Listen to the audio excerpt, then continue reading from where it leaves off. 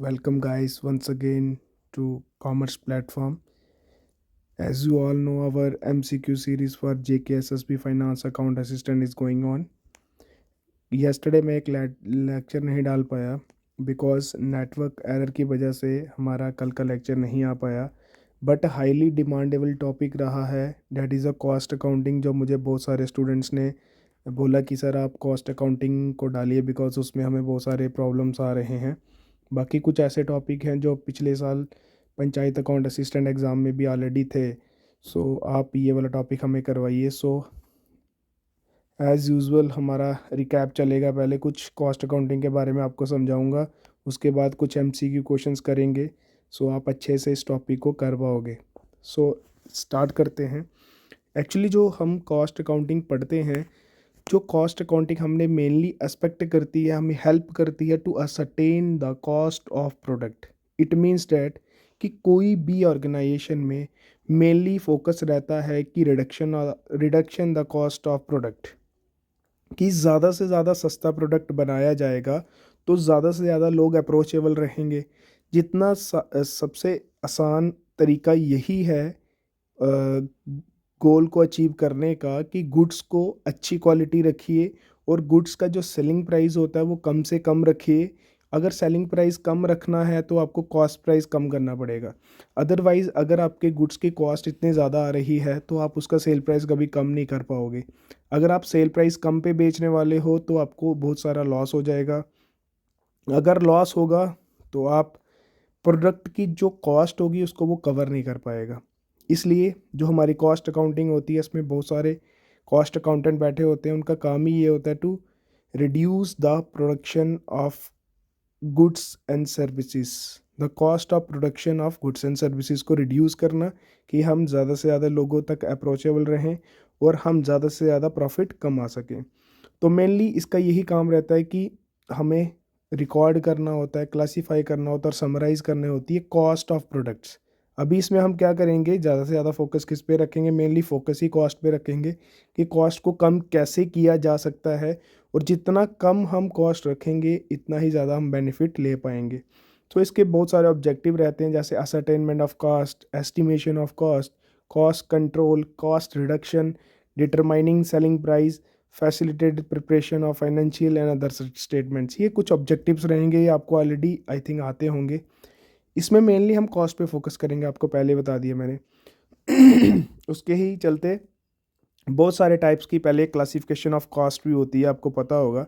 One is a fix cost, variable cost, semi variable cost, product cost, period cost, direct cost, indirect cost, relevant cost, irrelevant cost, shutdown cost, sunk cost.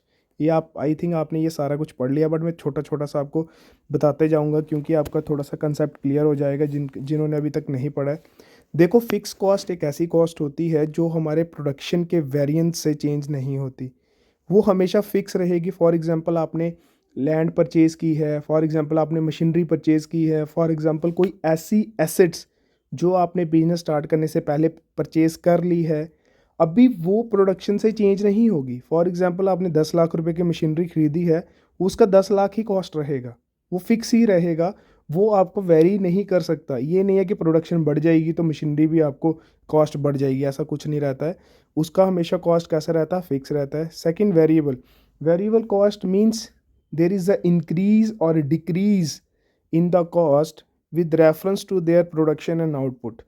जिस हिसाब से उसका output रहेगा, जिस हिसाब से उसकी प्रोडक्शन रहेगी, उस हिसाब से ये कॉस्ट वेरी करेगी। अगर हमारा प्रोडक्शन बढ़ता जाएगा तो ये कॉस्ट भी बढ़ते जाएगी। फॉर एग्जांपल हमारे बिजनेस में पहले 200 टेलीविजन्स प्रिपेयर हो रहे थे, बन रहे थे, तो हमें लेबर कॉस्ट आ रही थी 15,000। एग्जाम्पल बता रहा हूँ। अगर अभी हमारे टीवीज़ की प्रोडक्शन 300 से 500 600 हो गई तो हमारा जो लेबर कॉस्ट आता है वो 1 लाख आ गया। That is a variable cost. Okay. And third one is semi variable cost. Semi variable cost is change not appropriate their proportion. ये प्रोपोर्शनली चेंज नहीं होती। जैसे वेरिएबल को मैंने बोला प्रोपोर्शनेट चेंज होगी, बट ये ऐसी कॉस्ट है जो प्रोपोर्शनेट चेंज नहीं होती। फॉर एग्जांपल डेप्रिसिएशन हो गया, रिपेयर हो गया, ठीक है। नेक्स्ट आती है प्रोडक्ट कॉस्ट। प्रोडक्ट कॉस्ट होती है कि एक्चुअली जो प्रोडक्ट आप बना रहे हो उसके ऊपर कितना एक्सपेंस चार्ज हो रहा है, मीन्स कि आप उसको आइडेंटिफाई कर पा रहे हो आराम से। ठीक है, नेक्स्ट आती है हमारी पीरियड कॉस्ट। पीरियड कॉस्ट जो होती है वो प्रोडक्शन के साथ एसोसिएट नहीं होती। ठीक है, उसकी प्रोडक्शन के साथ कोई लेना देना नहीं है। For example salesman salary commission, देखो ये हेल्प आउट कर रहा है हमारे बिजनेस के सेल्स के लिए, बट गुड्स के ऊपर डायरेक्टली इम्पोज नहीं होता। ठीक है, नेक्स्ट आती है direct cost. Direct cost as similar to product cost, ऐसा एक्सपेंसिस, ऐसी कॉस्ट जो हम डायरेक्टली गुड्स को देख के बता सकें। Indirect cost is that cost, जो गुड्स के ऊपर इम्पोज तो होती है बट डायरेक्टली नहीं रहती, इनडायरेक्टली इम्पोज होती है। रेलेवेंट कॉस्ट वो कॉस्ट होती है जो मैनेजरल डिसीजन से हम चेंज कर सकें। इररेलेवेंट कॉस्ट वो होती है जो हम मैनेजर डिसीजन से चेंज नहीं कर सकते। Shut down cost, shut down cost एक ऐसी कॉस्ट होती है, चाहे आपके बिजनेस में काम चल रहा हो, चाहे आपका बिजनेस बंद है, चाहे कुछ भी है, पर आपकी ये कॉस्ट इम्पोज रहती ही रहती है। फॉर एग्जांपल आपने बिल्डिंग ली हुई है रेंट पे, तो बिल्डिंग का रेंट भाई देना ही पड़ेगा, चाहे आपका बिजनेस ऑन गोइंग है, चाहे आपका बिजनेस ऑफ है, चाहे स्ट्राइक हो चुकी है, वट एवर इस कंडीशन इज़ देयर। आपने देखा होगा लॉकडाउन में लोगों ने बिजली का बिल भरा ही भरा है, चाहे उनकी इंडस्ट्री चल रही थी, चाहे उनकी इंडस्ट्री ऑफ मोड में थी। ओके, इसलिए शटडाउन कास्ट एक वैसी कास्ट रहती है जो आपको काम नहीं करने पे भी पे करना पड़ती है ड्यूरिंग द स्ट्राइक पीरियड। ले लो आप, ठीक है, आपको रेंट भरना पड़ेगा, आपको प्लांट एंड मशीनरी की जो कास्ट थी उसको, उसके ऊपर एक्सपेंस जो किया हुआ था वो आपको भरना पड़ा। ठीक है, रिपेयर कराना पड़ी, डेप्रिसिएशन करना ही पड़ा। नेक्स्ट आता है संक कास्ट। संक कास्ट के 3 नाम रहते हैं, एक इसको हिस्टोरिकल कॉस्ट भी कहते हैं और इसको पास्ट कास्ट भी कहते हैं। ठीक है, आपको तीनों ध्यान में रखने हैं, कोई भी कॉस्ट आपके लिए एग्ज़ाम में आ सकती है। ये कॉस्ट ऐसी होती है जिसका डिसीज़न आप एक बार ले चुके हो, पास्ट में ऑलरेडी डिसीज़न ले चुके हो, आप इसको चेंज नहीं कर सकते। ठीक है, अगर आपने कोई एक एसेट खरीद चुकी है, प्लांट एंड मशीनरी परचेज कर लिया है, आने वाले टाइम में इसका डिसीजन लेके आप इसको चेंज नहीं कर पाओगे। ठीक है, इसलिए इसको कहते हैं हिस्टोरिकल कॉस्ट। नेक्स्ट आती है कंट्रोलेबल कॉस्ट। कंट्रोल होती है जिस पे कंट्रोल हो सकता है, अनकंट्रोलेबल होती है जो हम जिस पे कंट्रोल नहीं कर सकते। एक कॉस्ट होती है डिफरेंशियल।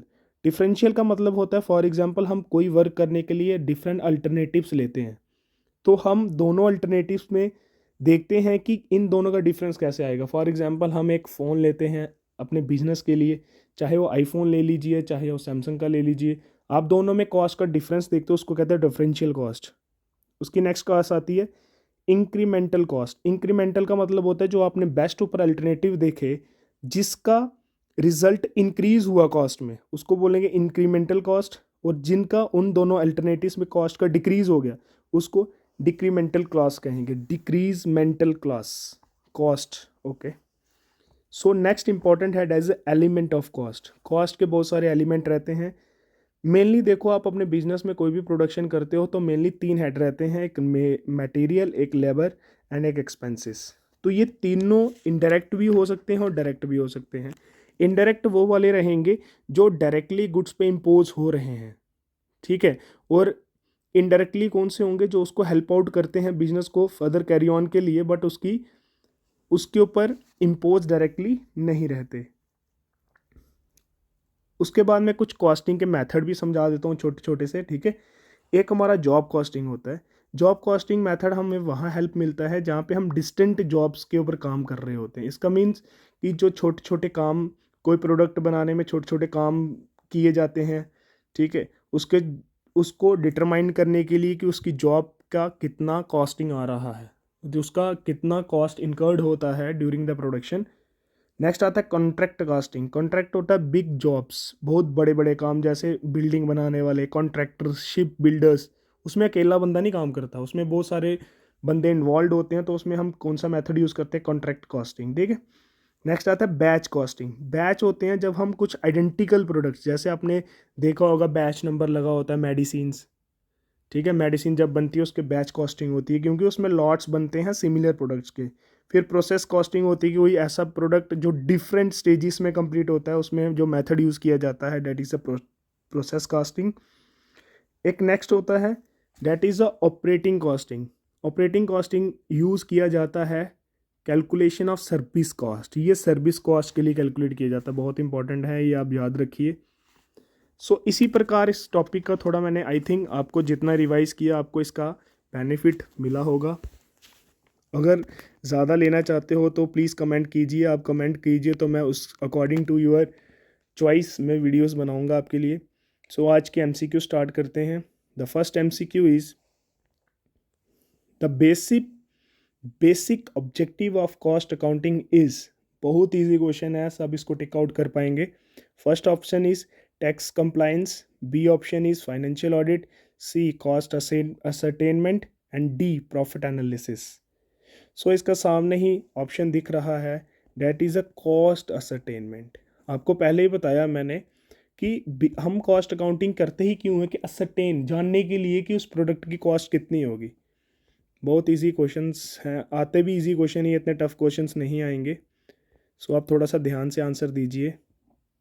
नेक्स्ट क्वेश्चन है हमारा, the cost direct cost incurred can be identified with. Option A each department, each unit of output, see each month, D each executive. बोलता है जो डायरेक्ट कास्ट इंकर्ड होती है उसे हम आइडेंटिफाई कैसे कर सकते हैं। बहुत इजी आंसर है इसका, इसको हम आइडेंटिफाई कर सकते हैं with each unit of output. ठीक है, आउटपुट पे डिपेंड करती है उसकी डायरेक्ट कॉस्ट कितनी होगी। कोई भी चीज़ की ईच प्रोडक्ट की आउटपुट डिटरमाइन करेगी कि उसकी कॉस्ट कितनी रहेगी। थर्ड आता है overhead cost is the total of. बोलता है ओवरहेड कॉस्ट क्या होता है, किसका टोटल होता है। Option A all indirect cost, option B all direct cost, option C indirect and direct cost and option D all the specific cost. ध्यान से आंसर कीजिए इसका। देखो ओवरहेड का मतलब ही होता है, सबसे important cheese, that is indirect cost. Indirect cost होती है जो गुड्स के डायरेक्टली इम्पोज नहीं होती बट इनडायरेक्टली हमें हेल्प आउट करती है, पक्का। ठीक है, इसलिए इसका ऑप्शन रहेगा ऑप्शन नंबर ए वाला। ठीक है, इसका ऑप्शन रहेगा ऑप्शन नंबर ये वाला। नेक्स्ट आ जाते हैं क्वेश्चन नंबर 4 पे हम। Imputed cost is a notional cost, real cost, normal cost and variable cost. Fourth इसका ऑप्शन रहेगा हमारे पास नोशनल कॉस्ट। ओके, थोड़े जल्दी जल्दी करते हैं, अभी एग्जाम का टाइम आ रहा है, आपका टाइम वेस्ट ना हो, जल्दी जल्दी से हम एमसीक्यू सॉल्व करेंगे। Fifth question is the operating cost is suitable for. अब मैंने पढ़ाया भी था आपको, ऑपरेटिंग कॉस्ट जो सुटेबल है वो किसके लिए होता है। ये बहुत इंपॉर्टेंट है, इसको जहन में रखिए बिकॉज ये क्वेश्चन इतना ज़्यादा इंपॉर्टेंट है। ये एक ही ऐसी ऑपरेटिंग कॉस्ट है that is used for the service industries. ये अपनी नोटबुक में आप नोट डाउन कर लीजिए, ये सर्विस इंडस्ट्रीज के लिए हेल्प आउट करती है, date is a operating cost. The process costing is suitable for. अभी जो प्रोसेस टाइप की कॉस्टिंग होती है वो किसके लिए सुटेबल रहती है, वो बताइए आप। आपको टाइम देता हूँ मैं ऑप्शन सेलेक्ट करने का, देखिए कि आपको इसका क्वेश्चन आता है कि नहीं आता। Oil refining firms, because process costing का मतलब क्या होता है, जो बहुत सारे प्रोसेसेस से कोई चीज़ कंप्लीट हो। तो आपको पता ऑयल रिफाइनिंग बहुत सारे प्रोसेसेस इन्वॉल्व होने के बाद कंप्लीशन, आपके पेट्रोल आता है, आपके पास डीजल आता है, आपके पास कैरोसिन आता है, तो इसके लिए बहुत सारे प्रोसेसेस को परफॉर्म करना पड़ता है। क्वेश्चन नंबर 7 रहेगा, cost classification can be done in. Cost की जो क्लासिफिकेशन है वो डन कैसी की जाती है, 2 वे, 3 वे, 4 वे एंड सर्वल वेज। बताइए फटाफट से। देखो इसके बहुत सारे वेज हो सकते हैं, ठीक है, इसके हम ये नहीं बोल सकते 2 3, इसके बहुत सारे सर्वल वेज हो सकते हैं इसको करने के। क्वेश्चन नंबर 8 है, costing refer to the techniques and process of. Option A ascertainment of cost, B allocation of cost, C appropriation of cost and D distribution of cost. जल्दी से बताइए, ये टेक्निक एंड प्रोसेस किसके लिए है costing का। बहुत आसान आंसर है इसका, असरटेनमेंट ऑफ कॉस्ट। कॉस्ट को असरटेन करने के लिए, कॉस्ट को जानने के लिए हम उसके टेक्निक्स एंड मेथड यूज़ करते हैं। बहुत इजी क्वेश्चन है ये। क्वेश्चन नंबर 9 रहेगा, cost accounting was developed because of. Limitation of financial accounting, limitation of management accounting, limitation of human resources accounting and limitation of double entry accounting.